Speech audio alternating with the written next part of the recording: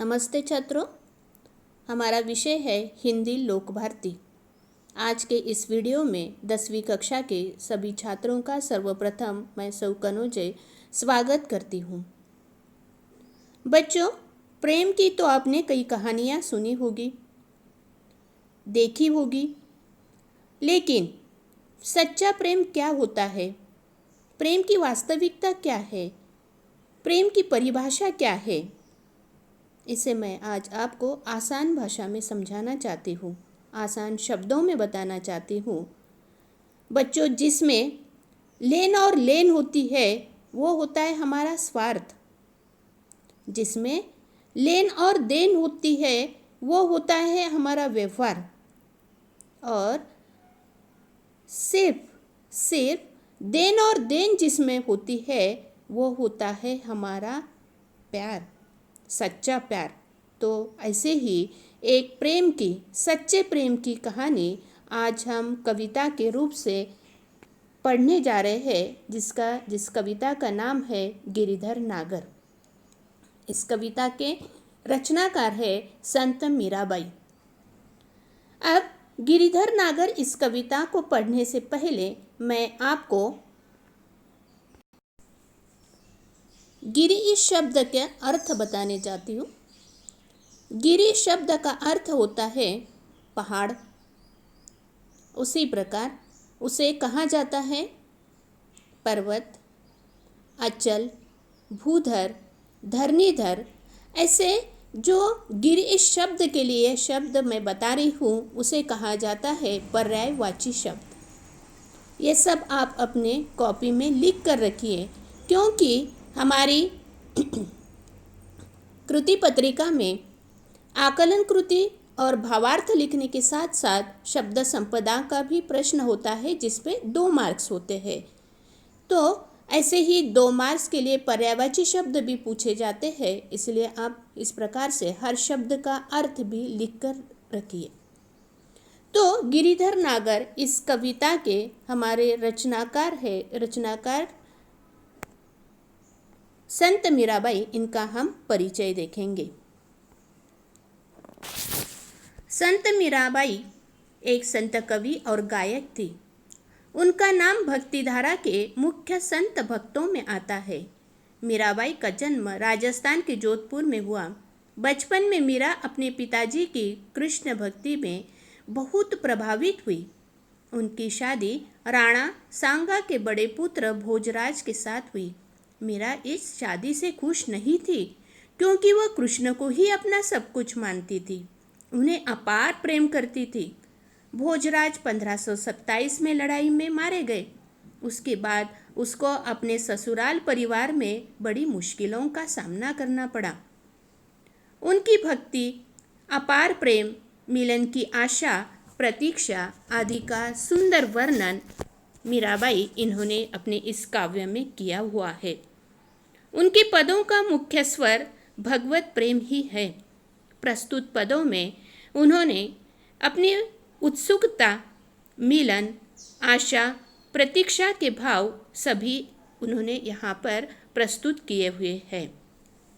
उनकी रचनाएं हैं, उनकी कृतियाँ हैं नरसी जी का मायरा, गीत गोविंद, राग सोरठ के पद आदि। चलो तो बच्चों, हम देखेंगे उनका पहला पद्यांश क्रमांक 1।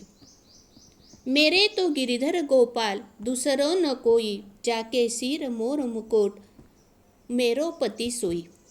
यहाँ पर सोई का अर्थ है वे ही। संत मीराबाई कहती है कि गिरि को धारण करने वाले,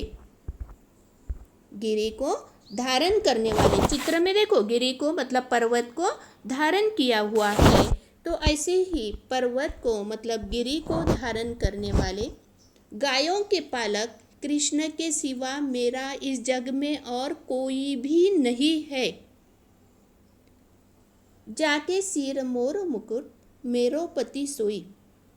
जिनके मस्तक पर मतलब सिर पर मोर का मुकुट शोभित है, वे ही मेरे पति है। छाड़ी दई कुल की कानी, कहाँ करी है कोई, संतन ढीग बैठी बैठी लोक लाज खोई। संत मीराबाई कहती है कि श्री कृष्ण के लिए मैंने कुल की मर्यादा छोड़ दी है। कानी मतलब कुल की, कुल की कानी मतलब कुल की मर्यादा, कानी मतलब मर्यादा, छाड़ी दई कुल की कानी मतलब मैंने कुल की मर्यादा छोड़ दी है। कहाँ करी है कोई मतलब चाहे कोई मुझे कुछ भी कहे, कुछ भी कहे, लेकिन मैं किसी की अभी परवाह करने वाली नहीं हूँ। संतन ढिग बैठी बैठी लोक लाज खोई। संतों के साथ बैठ बैठ कर मैंने जो भजन गाने का काम शुरू किया है उसी में मैं आनंदित हूँ, और इसीलिए लोग क्या कहेंगे, लोग मुझे भला बुरा कहेंगे, इसकी लोक लाज लज्जा मैंने त्याग दी है। आसुवन जल सिंची सिंची प्रेम बेली बोई। अब तो प्रेम की बेल फैल गई है, इसमें आनंद रूपी फल भी लगने लगा है। संत मीराबाई कहती है मैंने अपने प्रेम रूपी बेल को अपने ही अश्रु रूपी जल से सिंच सिंच कर बड़ा किया है। आसुवन मतलब अश्रु रूपी जल से, आसुवन जल से मतलब अश्रु रूपी जल से कृष्ण की जो प्रेम रूपी बेला मैंने लगाई है, बोई मतलब लगाई है, उस बेला को मैंने अपने अश्रु से ही सिंच सिंच कर बड़ा किया है। बच्चों जैसे हम पेड़ लगाते, कोई बेला लगाते तो उसे पानी देकर हम उसे बड़ा करते हैं। अब मीराबाई इन्होंने भी बेला लगाई है, लेकिन उनकी बेला कौन सी है, कृष्ण के प्रेम रूपी बेला, जिसे बड़ा करने के लिए उन्होंने किसका सिंचन किया है, अश्रु रूपी जल का सिंचन किया हुआ है। वह कहती है अब तो बेल फैल गई, वो कहती है अब तो बेल फैल गई आनंद फल हुई। बेल अभी लग गई है, वो फैल भी गई है और उसमें अभी आनंद रूपी फल लगने लगा है। अभी बेला इतनी बड़ी बेल इतनी बड़ी हो चुकी है कि अभी उसमें फल भी आने लगे हैं, तो उसे अभी जड़ से उखाड़कर कोई नहीं फेंक सकता है। वह कहती है कि दूध की मथनिया बड़े प्रेम से बिलोई, माखन जब काढ़ी लियो छाछ पिए कोई। संत मीराबाई अपने इस पद में कहती है कि मैंने दूध जमाने के पात्र में जमे दही को मथानी से बड़े प्रेम से बिलोया और उसमें से कृष्ण प्रेम रूपी मक्खन को निकाल लिया। अभी मथनिया मतलब क्या, जिसमें हम दही जमाते हैं, दही जमाने का पात्र मतलब मथनिया। अब दूध की मथनिया बड़े प्रेम से बिलोई, अब उस पात्र में जो दही जमाया था उसे मैंने मथनी से मथा लिया है, बिलोया है। अब बिलोने के बाद उसमें से क्या निकला है, मक्खन। मक्खन का मैंने बड़े प्यार से स्वीकार किया है, और जो शेष बचा हुआ है वो क्या है, छाछ। वो छाछ मैंने इस जगत के लिए, इस संसार के लिए छोड़ दिया है, उसे कोई भी पिए, मुझे उससे कुछ लेन देन नहीं है। बड़े प्यार से मैंने माखन निकाला है, मक्खन निकाला है, उसका मैंने आनंद से अभी स्वीकार कर लिया है। आगे संत मीराबाई कहती है भगत देखी राजी हुई, जगत देखी रोई, दासी मीरा लाल गिरिधर तारो अब मोही। संत मीराबाई कहती है कृष्ण भक्तों को देखकर मैं प्रसन्न होती हूँ, परंतु संसार का व्यवहार देख मुझे बड़ा दुख होता है, क्योंकि संसार में होने वाली भली बुरी चीज़ों को देखकर तो मुझे रोना आता है, मैं रो पड़ती हूँ।